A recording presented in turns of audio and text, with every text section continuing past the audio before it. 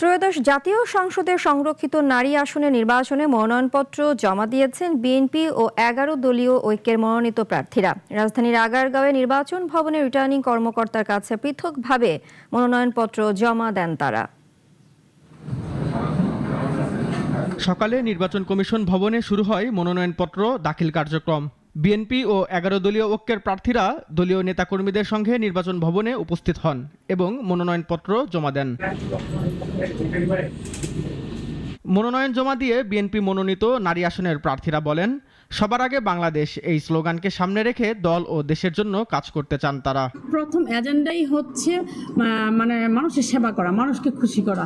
So মানুষকে খুশি করার জন্য যা যা করার দরকার আমি প্রত্যেকটি সেক্টরে কাজ করার চেষ্টা করব। সবার আগে বাংলাদেশ, সেটাকে মাথায় রেখে বাংলাদেশকে আমরা বিশ্বের মঞ্চে কিভাবে আমরা পৌঁছে দিব আমাদের উন্নয়নের সপক্ষে, সেটি আমার প্রত্যাশা। বাংলাদেশকে একটা উন্নয়ন শিখরে নেওয়ার ওনার পরিকল্পনার সাথে আমরা সকলে হাতে হাত মিলিয়ে, কাঁধে কাঁধ মিলিয়ে দেশ এবং জাতির জন্য কাজ করব। অন্যদিকে ১১ দলীয় ঐক্যের মনোনীত প্রার্থীরাও সংসদে নারীদের জন্য বিশেষ ভূমিকা রাখার প্রত্যয় ব্যক্ত করেন। একটা জোট আসলে একটা কমিটমেন্ট, সেটা দেশের স্বার্থে, জনগণের স্বার্থে আমরা একসাথে কাজ করব, এটাই আমাদের কমিটমেন্ট ছিল।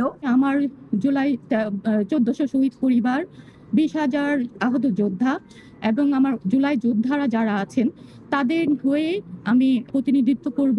যেই জুলাইয়ের উপর দাঁড়িয়ে আজকে আমরা এখানে স্বাধীনভাবে কথা বলতে পারছি এবং দেশের ৭০% মানুষের রায় যেখানে গণভোটের, সেই রায় বাস্তবায়নের জন্য আমরা ঐক্যবদ্ধভাবে কাজ করব।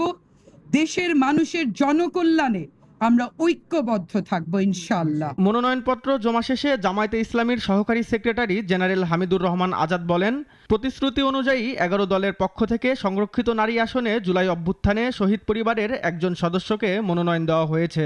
দল এবং জোটের ঊর্ধ্বে শহীদ পরিবারদের প্রতিনিধিত্ব করার জন্য উত্তরায় যে শহীদ হয়েছিল শহীদ জাবের ইব্রাহিমের মাকে আমরা এখানে মনোনয়ন দিয়েছি। আমাদের নীতিগত কারণে আমরা এক পরিবারের 2 জন সংসদ সদস্য দিইনি, যেহেতু আমাদের নীতিটা এটাকে সমুন্নত রেখে আমরা এগিয়ে যেতে চাই। রেজাই রাব্বি, নাগরিক, ঢাকা।